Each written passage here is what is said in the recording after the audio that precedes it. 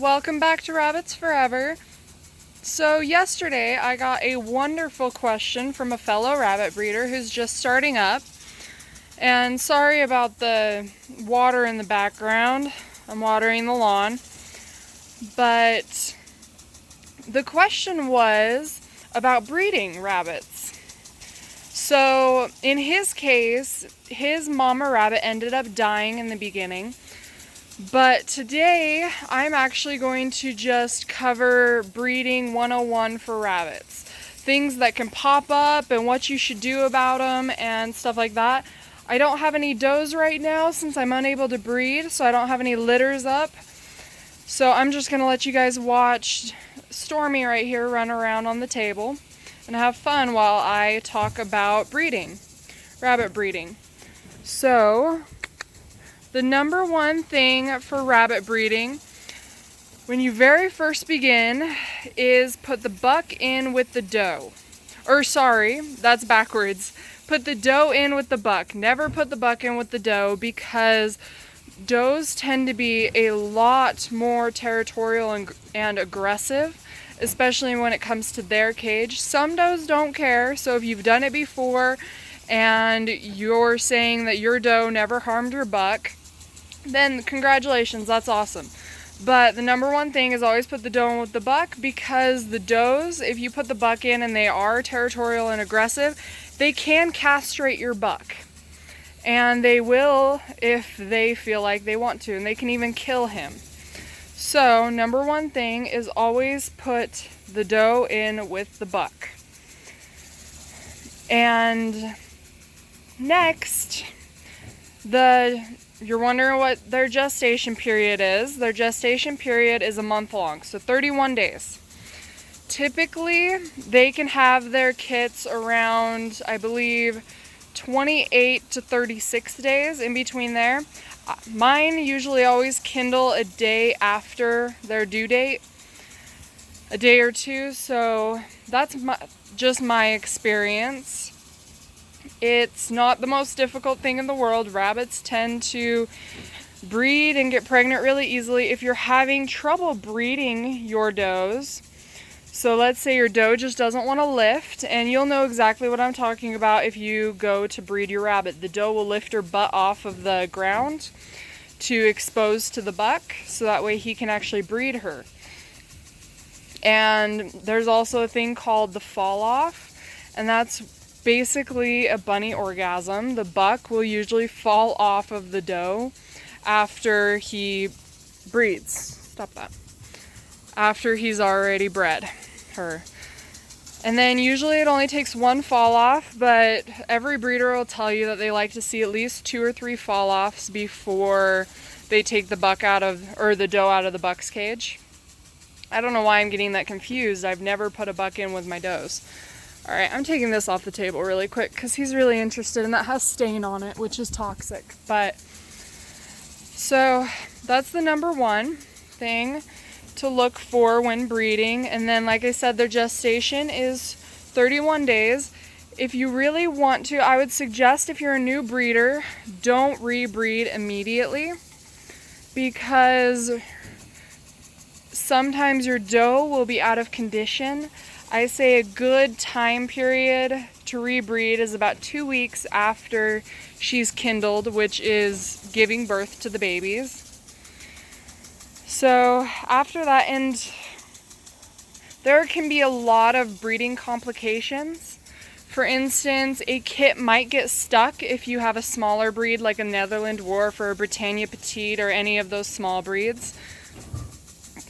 And if that happens, a simple thing is to just gently wiggle the baby out. Flip your doe over, lay her on your lap, pin her ears in between your legs so that way she can't move and flip around and freak out and possibly harm herself.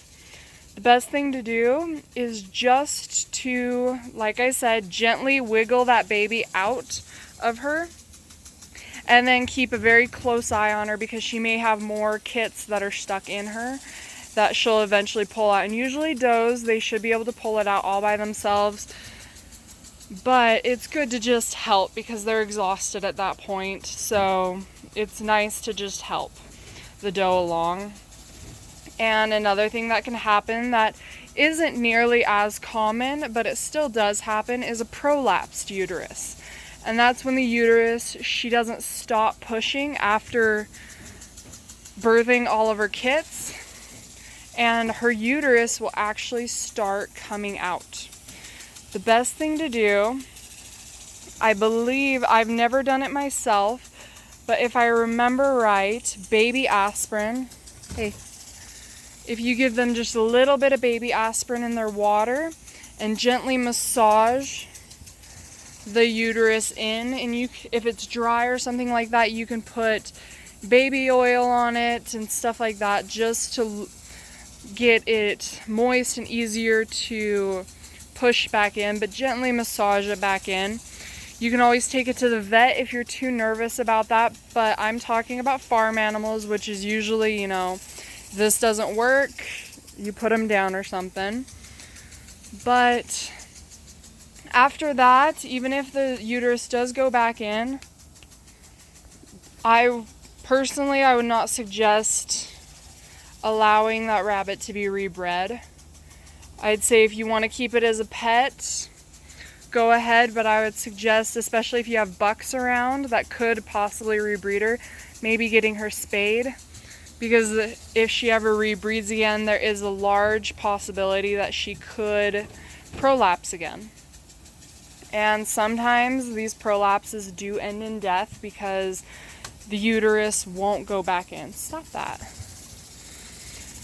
Now, the next thing is the mama obviously nursing the kits. That's the next biggest step in this breeding process. Let's say the mom dies, and this is actually regarding the question I got yesterday. If the mom dies or disappears because she got loose, or maybe she's just not nursing, she's not lactating, so she's not producing any milk. The best thing to do, I've never done this personally because I've always had an extra dough on hand, and that would be your best bet. Or your best option for this step is if you have another doe that has been bred recently and she is lactating because she's on a litter right now, or she's just about to kindle, let those babies go in with her. That's the best thing to do because she'll be able to take care of them. You don't have to sit there and monitor them all day, every day for the next 2 weeks.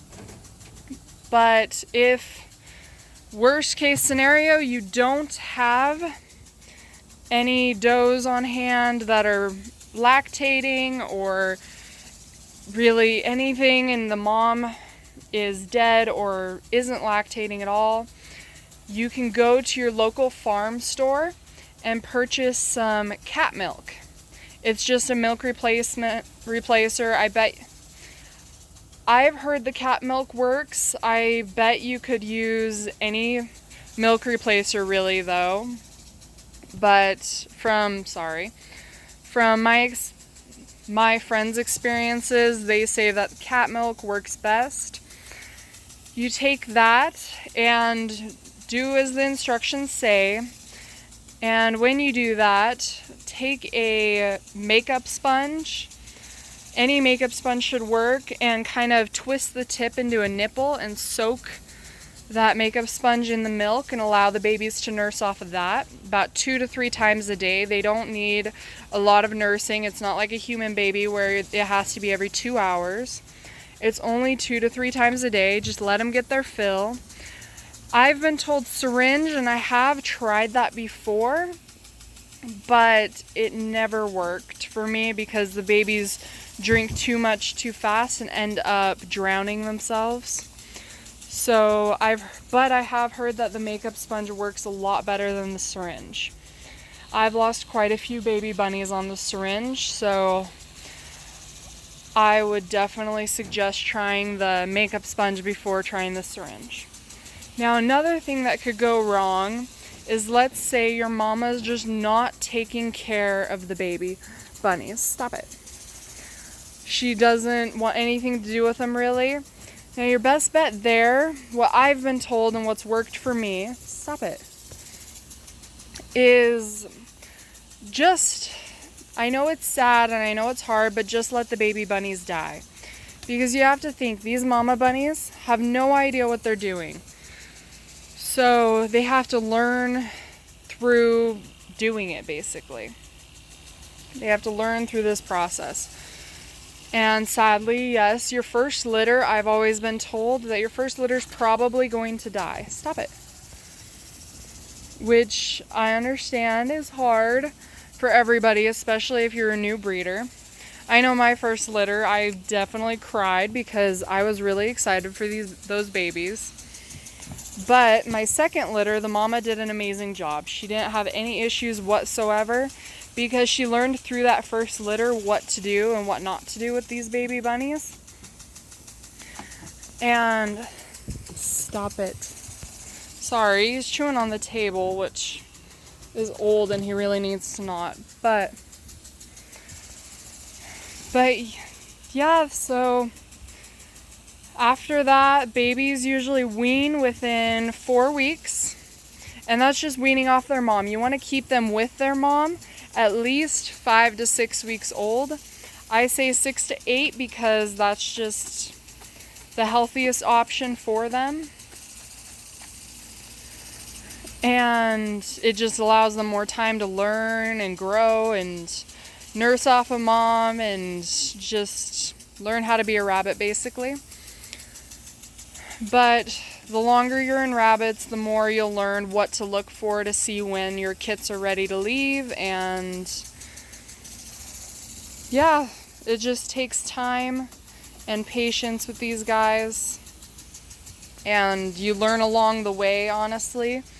This video probably won't tell you everything you need to learn and know about breeding rabbits, but it definitely will tell you a lot of the basics. So I hope this helped you, and thank you for watching. Have a wonderful day. Bye.